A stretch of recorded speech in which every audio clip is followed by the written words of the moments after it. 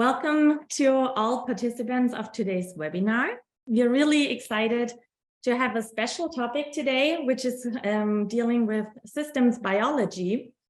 And we are really happy to have Andreas Träger with us today. To all of you who don't know Andreas Träger yet, Andreas Träger is a bioinformatician by training and holds a PhD from the Center of Bioinformatics in Tübingen, where he focused on the dynamic simulation of metabolic networks in a virtual liver. And during this time, he also worked as a visiting researcher student for software engineering at Keio University in Yokohama in Japan in 2010.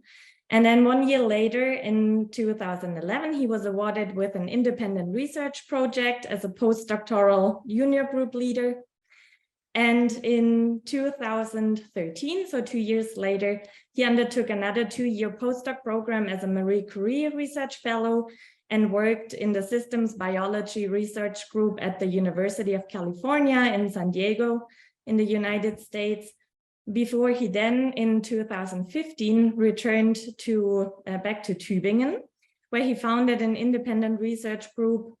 And then in 2018, he was also appointed a junior professorship for computational systems biology of infectious and antimicrobial resistant pathogens within the Tübingen's newly established Interfaculty Institute for Bioinformatics and Medical Informatics.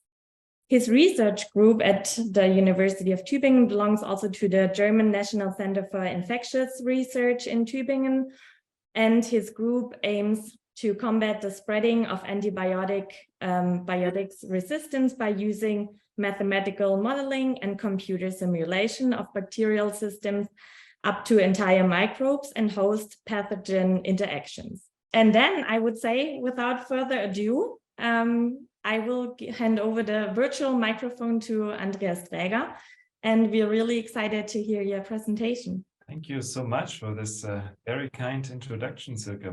I'm very glad to be here and to give you some insights in computational systems biology. I'm asking the question today, can systems biology computer models help us maybe predict targets for the fight against diseases, and then in the end eventually help us reduce the need for animal testing also, if that is the case. We are facing a real health crisis, if you might know. Antibiotics are spreading. Already today we have like 25,000 deaths every year just for caused by antibiotics that are no longer working.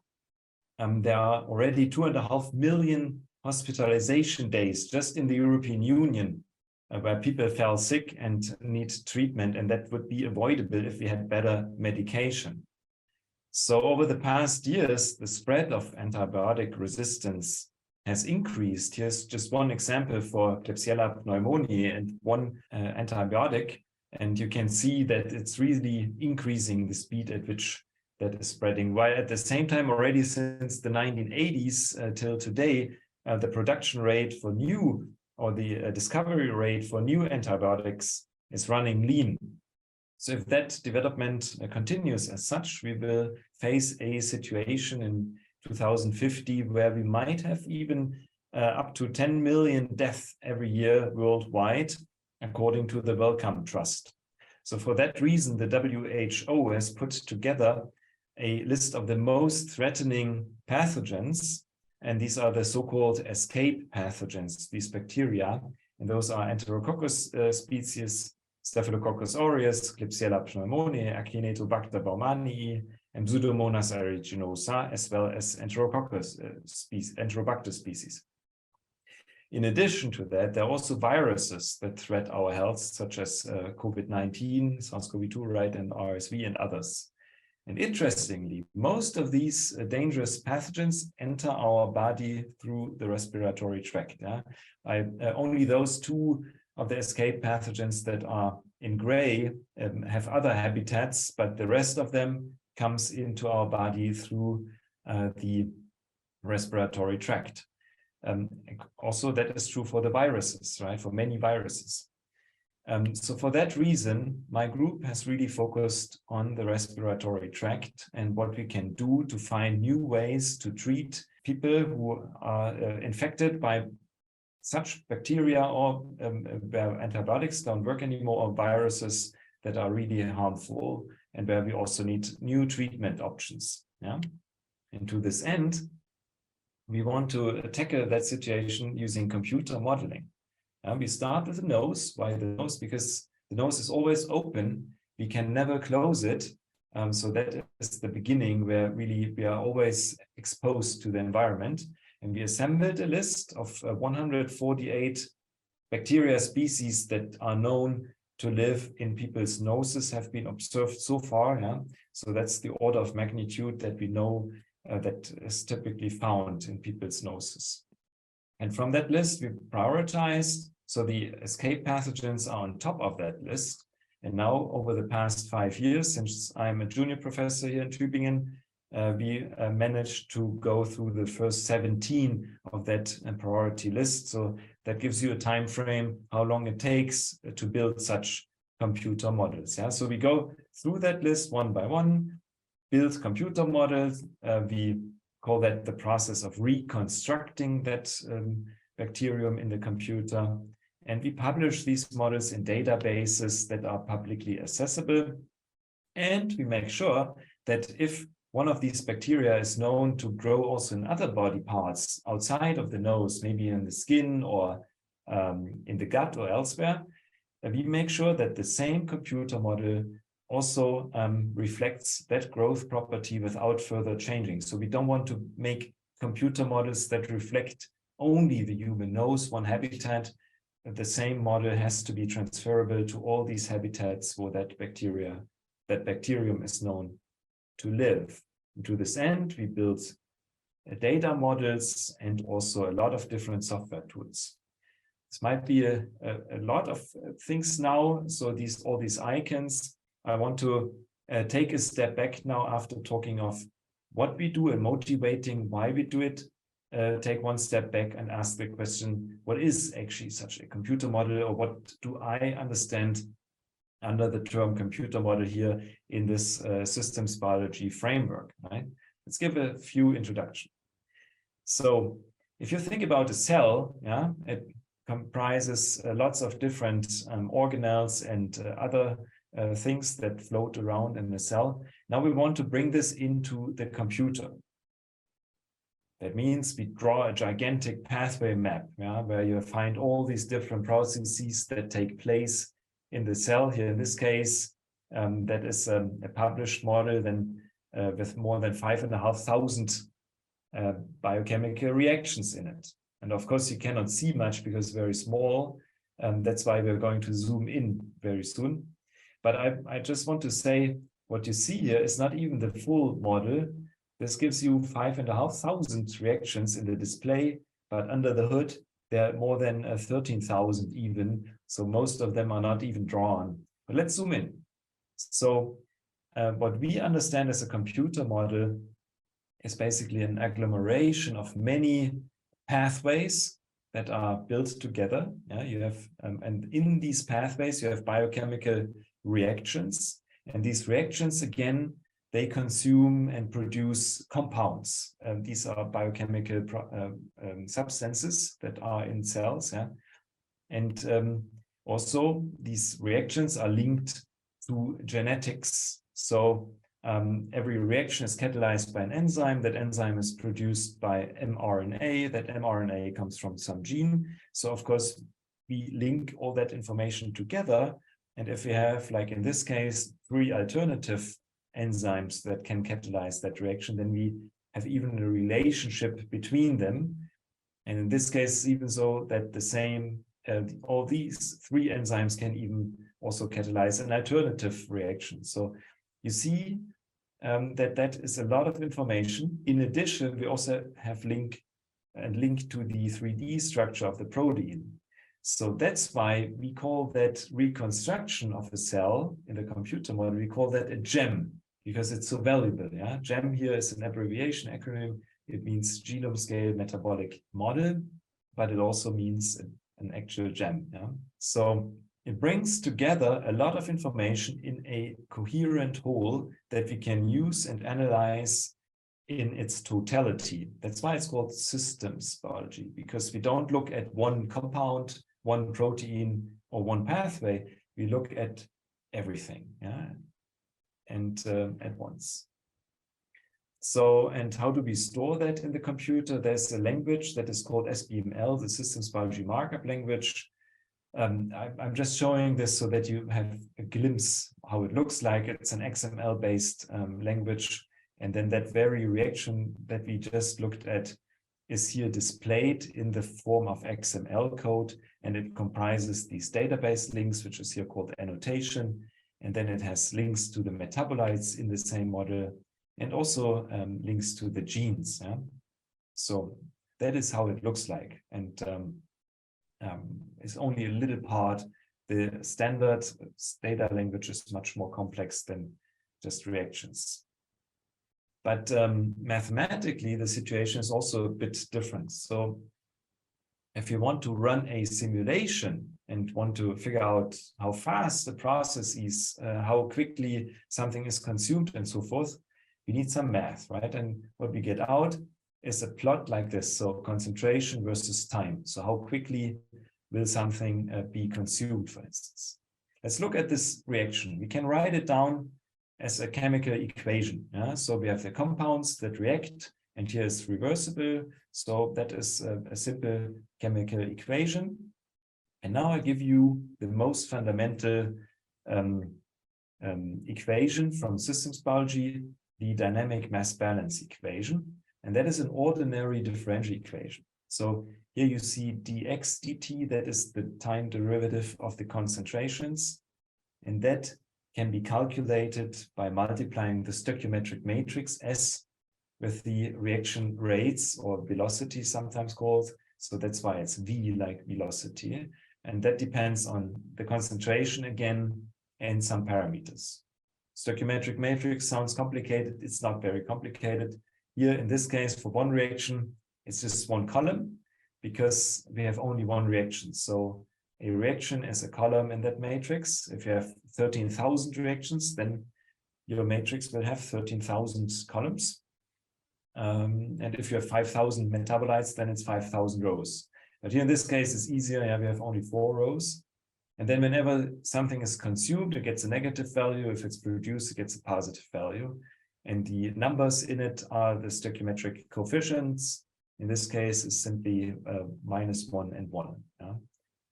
And now we can write down the rate equation to calculate that the speed of that reaction and fill in the equation, the dynamic mass balance equation. So in this case, it's based on the mass action rate law. This is relatively easy to derive that, and then you can initialize that system. So in this case, I simply picked arbitrary values. It's important to have matching units. So we set the time when we start, time 0, we end at time 25 seconds. So we will run a simulation from 0 to 25 seconds. And then we also have to fix values for these parameters that are here called K-1 and K+1 for the reverse and forward rate. And then we enter this in the computer and use an ordinary differential equation solver of our choice. And that will make a calculation, and we see how the reactants are being consumed and the products are being formed. That is the change of concentration. And also we can see, we can calculate from that the speed of the reaction, the so-called flux. You see the reaction is slowing down as we have more and more product assembled. So this little example I calculated and to show you how this works. Yeah? So that is what I call a model or a simulation in that XML that you saw in the previous slide is how we store it in the computer. Yeah? This is a bit complicated because it uses differential equations. But the good news is in many cases, we're in a steady state situation. And at steady state, there's no change in the concentrations anymore. So the time derivative is 0, and we don't have to deal with these vector functions anymore. The system is much easier we can then directly solve that. We can simply calculate what is a meaningful value for vector v here in the system by solving s times v for v. And because the matrix is not square in most cases, we have to constrain the space and define an additional target function, which is often the maximum growth rate of the organism we look at. And then we can use linear programming to solve that. And what we get out of that is something like this. So we get the biomass objective function, and this, what is the growth rate of an organism. So it's called here BOF. And then we get, for every reaction in the system, we get its flux value. So how much flows through that reaction at steady state. Yeah? In the previous slide, you saw a plot for this. Here now we have just one value.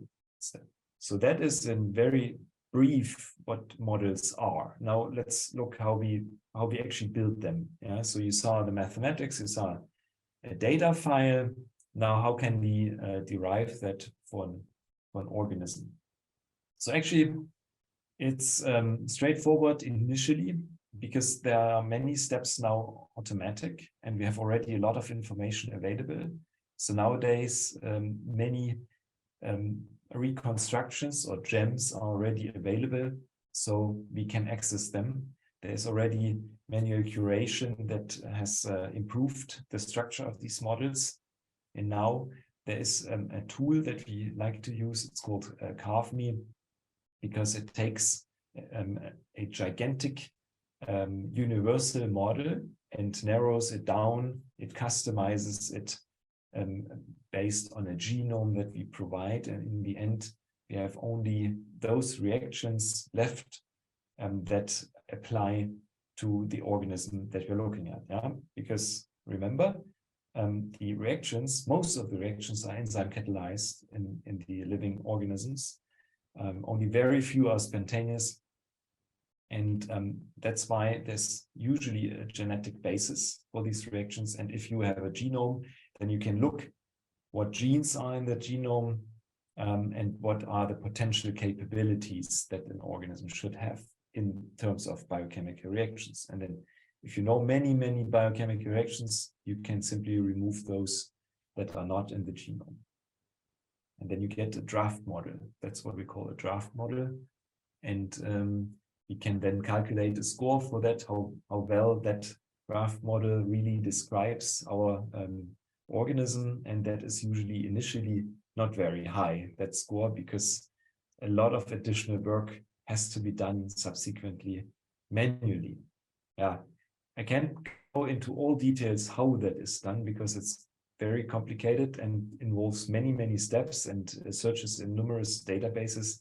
It's just 3 people from my group, my PhD student, Nantya Leonidou, and 2 bachelor students who spent their bachelor thesis with reconstructing Acinetobacter baumannii and Klebsiella pneumoniae, and also making sure that the growth conditions are right and it matches what has been published in the literature, then checking the score for these reconstructions. So they built, in fact, an initial draft, checked how well it is, how well it describes what is published, and then refined, and got a better score in the end. And under different growth conditions, you can vary the media virtually. You can say, okay, now I want my organism to grow on that media and instead of the other, and then try that out, how well it does.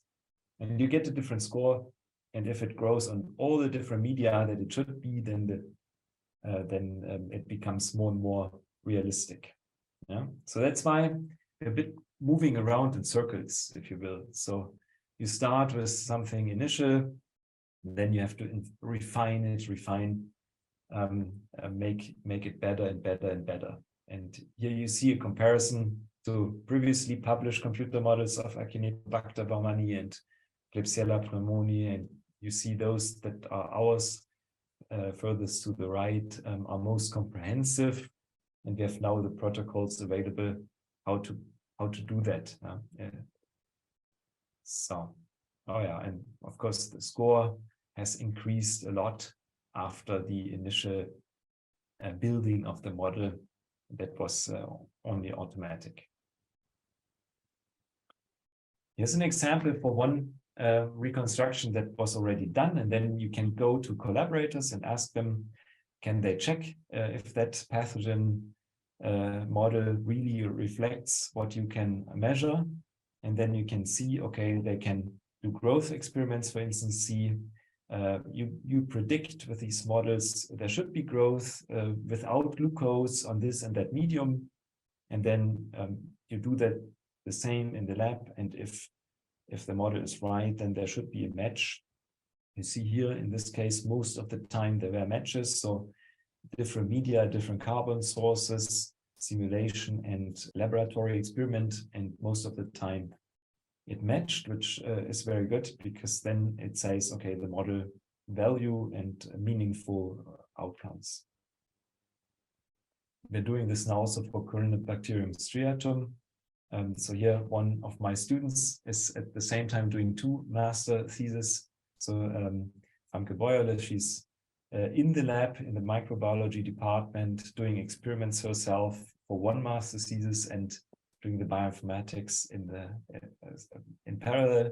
And then while doing so, she's running through these different circuits herself, doing the experiments. That's actually ideal, because you need, if you do that, you need really to know why something happens like it does, and what the limitations are of both sides, not only the bioinformatics, but also the experimental techniques and so forth. And of course, that close collaboration also means we need to be careful of what bacterium we look at.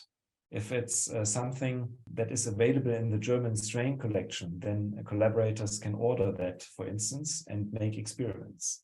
But sometimes it happens that a certain strain was an isolate that is not in the strain collection, and then it's hard to find information about that strain. So for a good collaboration between experimentalists and people who work in theory, we need to have the same resources available. We need information to build models a lot, like the genome, for instance, has to be sequenced, and as many measurements as possible, of course. And then at the same time, also the collaborators have to have the same strain available. Yeah, so it has to match. We are always very specific with these models. They are for one strain and not for other. If we want to have multiple strains, a model, then we have to build separate models for them and see where the differences are. Yeah, it's extremely detailed. Now, nothing really lives in isolation in biology. Yeah, we have always interaction between bacteria, or also between the host where these bacteria live. So, and that can be a lot of different interaction, right? So there can be mutualism, where bacteria share resources and help each other. There can be competition, and that is very common in a real life scenario in the nose, for instance, where resources such as iron are very limited, and then they fight and want to get access to that resource. There can also be co-evolution, where different species live together and evolve jointly. And there can be parasitism. Here, in this case, tuberculosis, living inside of the alveolar macrophage, taking resources from the host. And these are different scenarios under which organisms can live together. And when we build a larger model, we have to take those into account and put them, these individual models, together to bigger units. If we do that, of course, we have to proceed in a stepwise manner. First of all, we build individual models for these bacteria of interest. In this case here is Staphylococcus aureus, which is one of these escape pathogens. Then we figure out, okay, what else is in its environment? And so there were a few that we selected, like Dulosegranulum pigrum or Moraxella catharhalis, several Corynebacteria, and also Haemophilus influenza. And then, you prioritize.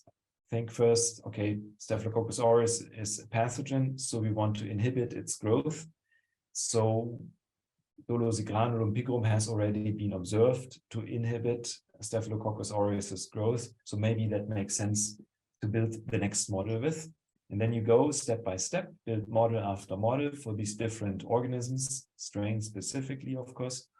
And then once you have these individual models, then in the next step, you plug them together to form microbial communities. And if these different bacteria live in different environments, such as the gut also, then you transfer the same also to the gut to make sure that the growth prediction is right under varying conditions. And I'm very glad that my postdoc, Dr. Mostolizade, in my lab is a mathematician. So she is really behind developing mathematical formula and solving problems of how to combine different bacteria models.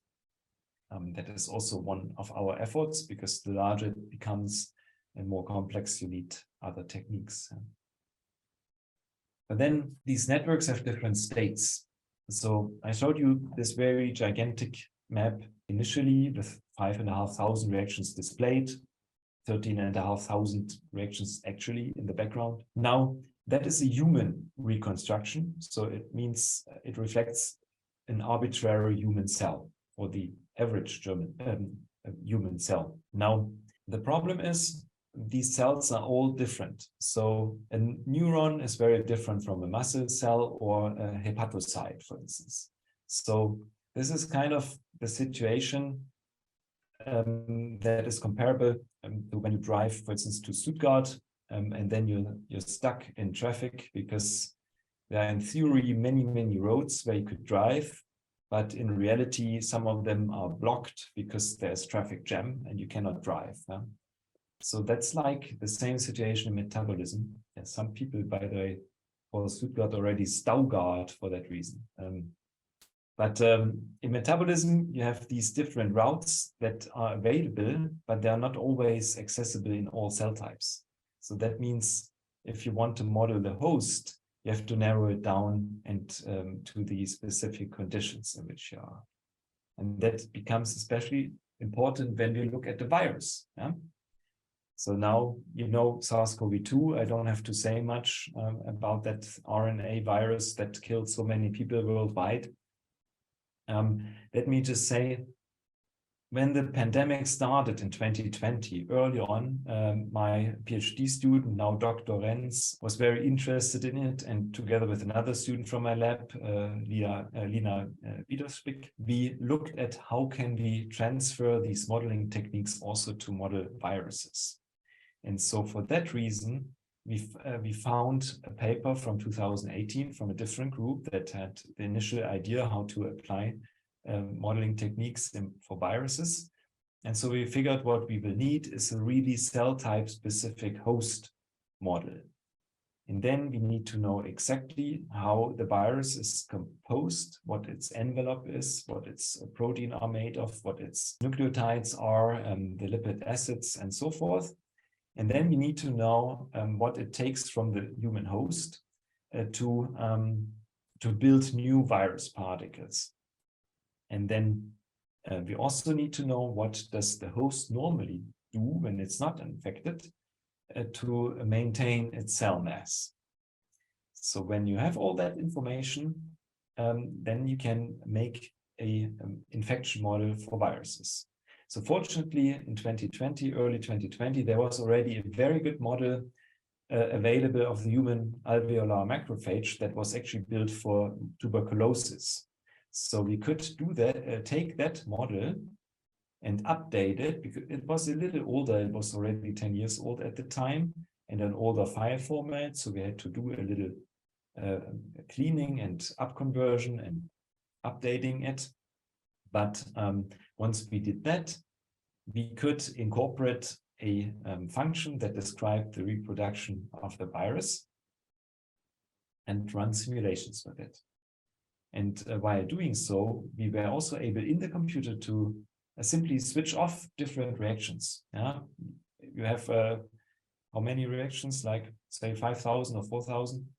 And then one by one, you can switch off in the computer and see what happens. Can the virus still reproduce? Can the host still grow?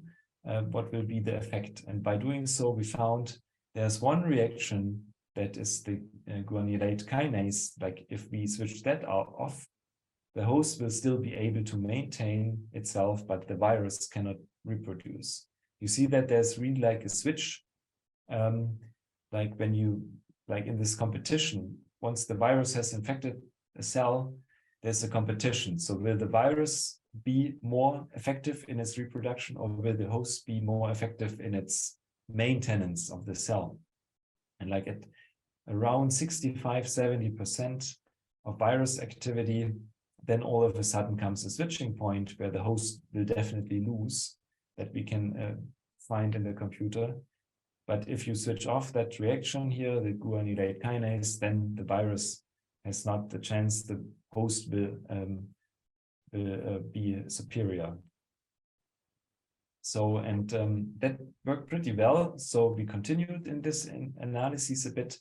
And now we are really at that point that the virology department in Tübingen has done in vitro experiments based on our suggestions. And now we have already proved that in vitro, at least, the SARS-CoV-2 and 3 other viruses could be defeated using medication that we suggested to test. And that's why we could file 2 patents, which are currently under review. And animal tests are being initialized now also to move forward. Yeah, of course, animal tests are necessary, unfortunately, but hopefully in the future, it will be possible to reduce those. Also, by refining that method a bit further, we just a few days ago published that method that is now transferable to many, many different viruses and different tissues, and can be run automatically and then also be transferred to more viruses to prepare for the next pandemic that might hit us. So that is the summary. So yes, systems biology is a good tool. It can build computer models of biological entities, which means once these models are built, you can run a lot of experiments virtually and don't need to test as much in reality, such as animal tests. Of course, however, in the end, animal tests are necessary still because we can narrow down what has to be investigated and limit what has to be investigated, but we cannot at the moment totally overcome such methods, but hopefully contribute to eliminate those that make no sense. Yeah, if you're already ahead of time from the computer analysis know this will have no effect, this or that, then there's no reason to actually test it. Yeah? So such things we can do. We can reduce the amount of testing, but we cannot be there without. But it's a useful approach, I think, and also allows to test things virtually that would be too cost intensive, do larger screenings. With this, I come really to the end, and thank you for your attention and my great team for doing all that amazing work, for the funders. There are my contact details if you want to reach out, have more questions, and a few recent publications also. Yeah. Thank you. Thank you so much for this inspiring talk. This was really impressive, and I'm looking forward to the discussion. So please feel free to submit your questions through the Q&A feature that we mentioned before.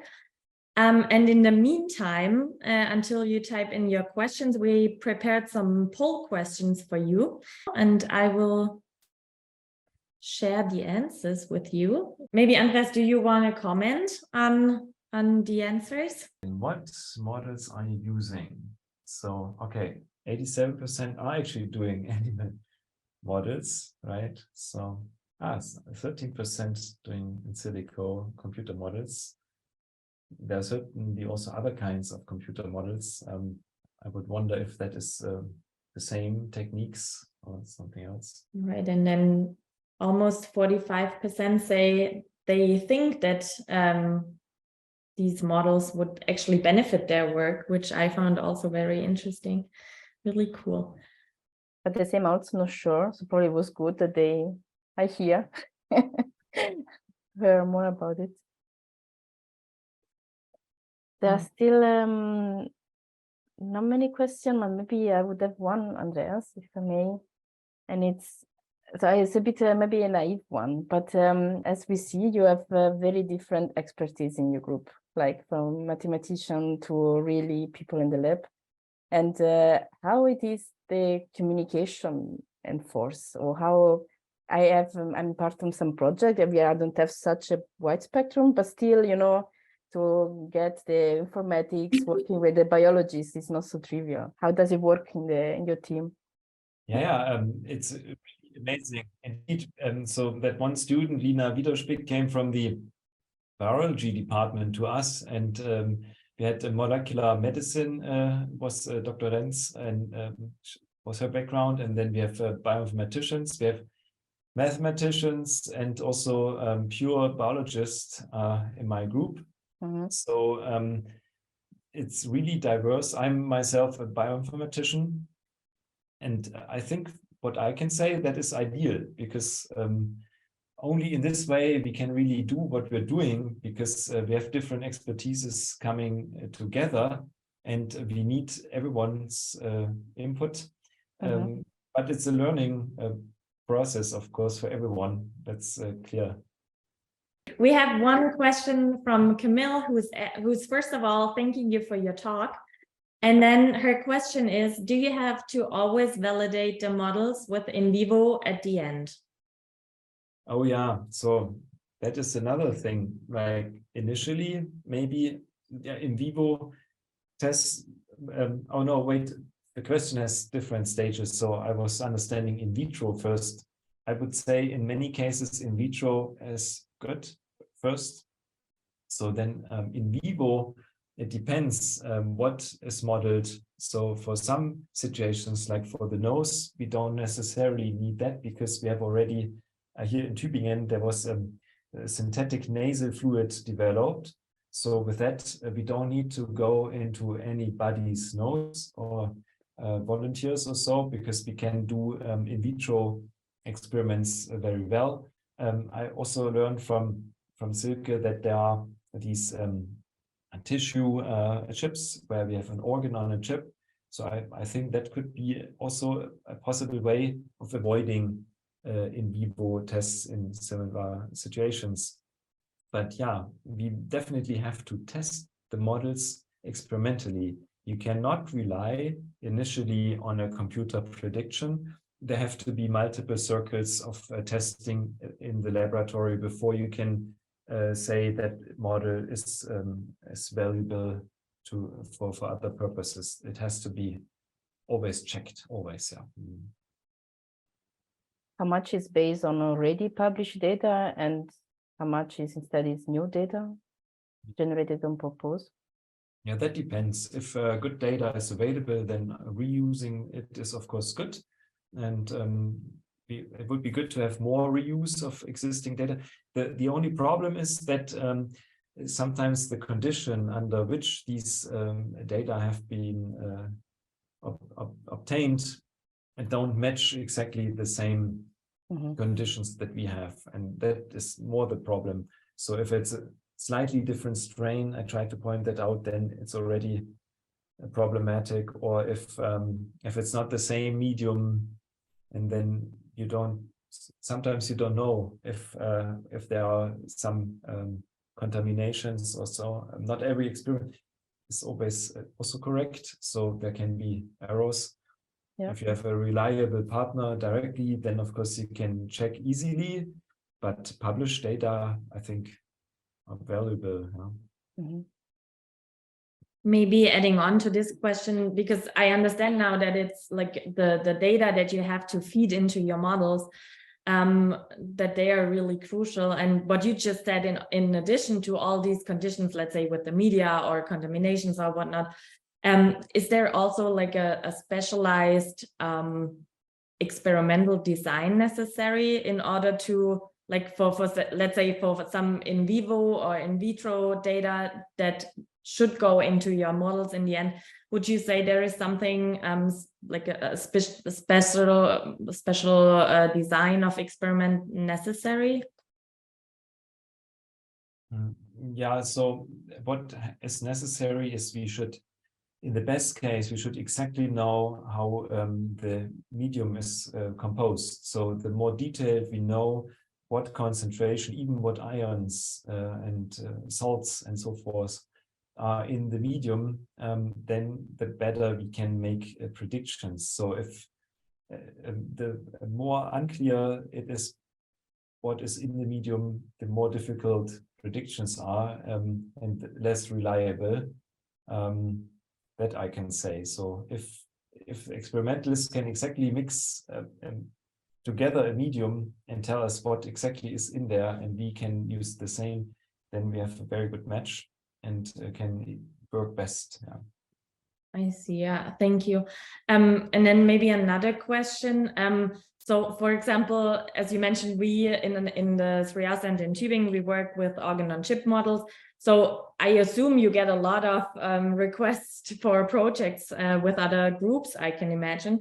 So how is usually the process when you set up a new project with other project teams or research groups? First of all, we have to discuss what the requirements are. So, and if sometimes it happens that these models are also not applicable to certain things. So I had once a request from somebody who wanted to model the mechanics of basically there was where you have mechanical effects between bones when they move. And that is outside of the scope of what we do. And then, of course, there are certainly ways to make computer models of that as well, but not with these techniques that I showed. So we are really focused on metabolism, and we can take into account genetics if we want, or expression, gene expression and such things. But mechanics of the cell surface or on a higher scale, that is difficult or outside. So we have to, not always is the question appropriate, and then we have to sort out what is best. But if it matches, then sure, then we make a plan together, agree what organism, what exact strain, is it available in the strain collection, or do they have it in a fridge? Is the genome available? These are questions that we have to answer. All right, thank you. Checking the Q&A real quick. So we have no questions right now. So please, we still have a couple minutes, so feel free to add some. Maybe adding up to what we talked about right now. So in order to be able to apply and use these methods in like real life projects, also if you're probably not a bioinformatician, so do you think it's handleable? How complex are these models? Because for me, this is always like a question. I'm super interested in these models, and I think that their power is incredible. I'm just always a bit hesitant because I'm not sure if like I, without any bioinformatical background, could handle these models. So can you maybe comment on that? Yeah, you need a bit background. So they are not easy. So they are accessible to a certain extent, and we try to reduce the activation energy for our partners to also try things out. But the infrastructure is simply not as it should be for that. So ideally, you open a model which is just a file which you could open in a web browser and then click around. That would be ideal, but that is the problem with scientific software often, that the funding is not sufficient to make real end-user software at the same level as you see in commercial programs that you like to use. So for that reason, every tool that we use is usually very limited in its user interface, maybe sometimes only accessible via Python scripts or something like that.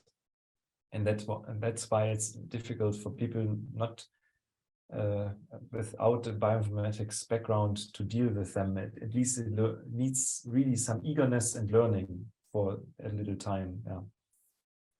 Yeah, I see. And would you say then funding is the biggest obstacle in order to make them really available also to people like other scientists from different fields? Because I mean, I think we don't have to argue about the power of these models and how valuable they also are in terms of the 3Rs. But yeah, maybe you can also comment on that or elaborate a little bit more. What do you think are the biggest obstacles? Yeah, absolutely. Software, yes. There is not much funding for scientific software. And then often what happens is if it's funded, it ends with a PhD project, and then there is no maintenance afterwards. So then the software is at a certain state, maybe useful, maybe good, but then after some years, it's if it's not maintained, then what happens to very old software. It's very difficult to get funding for maintaining existing tools and software. So we were very lucky that we got from the NIH that one grant that covered us for more than 7 years to maintain one software. In this regard, that is relatively exceptional. I wish there were more such grants. Okay, yeah, thank you. Charlotte, do we have more questions? We have the question of the question. If this, I mean, which is the timeline or the roadmap for this computer model of metabolism to eventually replace animal testing? I don't know if we could finish with this. That would be good. I mean, replacing it, as said, I believe, first of all, you need a little extra tests, but then once they're established, maybe then, yes, it might be possible to replace some animal tests, yeah, to filter them down and to identify those that are unnecessary, but entirely replacing them, as far as I can see, I doubt it at the moment, but it would be good on a very long term, maybe. In which area you think we are closer? Oh, we're still at the moment, we haven't even computer models available for all bacteria, not by far, not for all human cell types. So I think once we have for every cell type, for every bacterium, different strains and everything automated, I think then we're getting close and to have more predictive power. Okay, thank you. Maybe one last question adding on to this. So now I was just wondering, I mean, ChatGPT is all over the media right now. So what do you think? Is there like artificial intelligence? Is that a big thing here?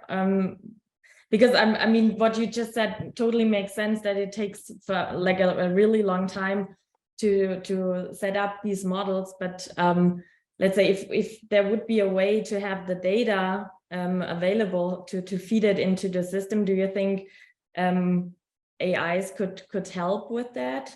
Oh yeah, they can help, I guess, but I also doubt that they can do everything in the end, and also have to be checked.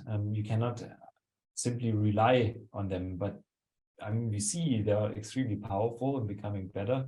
But one major problem with them is still no AI, not even ChatGPT, knows what it's actually doing. So it has it does something and provides results, but it has no idea of what it is doing itself. So as long as that's the case, I don't know, human intelligence is not to be underestimated.